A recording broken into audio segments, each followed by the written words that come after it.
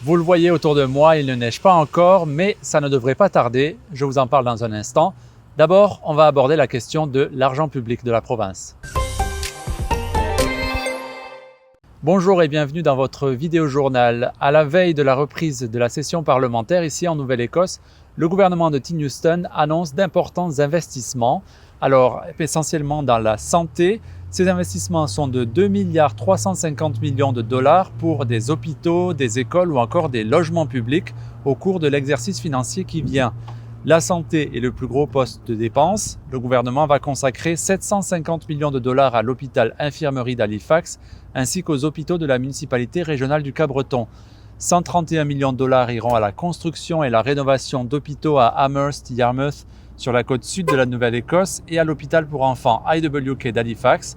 Le gouvernement prévoit aussi dépenser 90 millions de dollars pour la numérisation des dossiers médicaux. Et à cause du mauvais temps, des écoles sont fermées aujourd'hui en Nouvelle-Écosse. C'est parce qu'Environnement Canada prévoit une tempête de neige, de vent, de grésil, voire de pluie verglaçante. Ainsi, les classes sont annulées dans des écoles des régions de Clare, Argyle et Greenwood. Les classes se terminent plus tôt dans le cas des régions de Truro, de la Rive-Sud et Halifax. Les régions, ils devraient avoir plus de pluie verglaçante. On pense que ça va être dans le comté de Annapolis et Digby. Et ça va s'étendre dans les comtés de Cumberland, peut-être le nord du comté de Colchester, qui devrait avoir le plus de pluie verglaçante. On va quand même avoir de la pluie verglaçante ici à Halifax, mais on devrait en avoir moins que les régions que je viens de mentionner.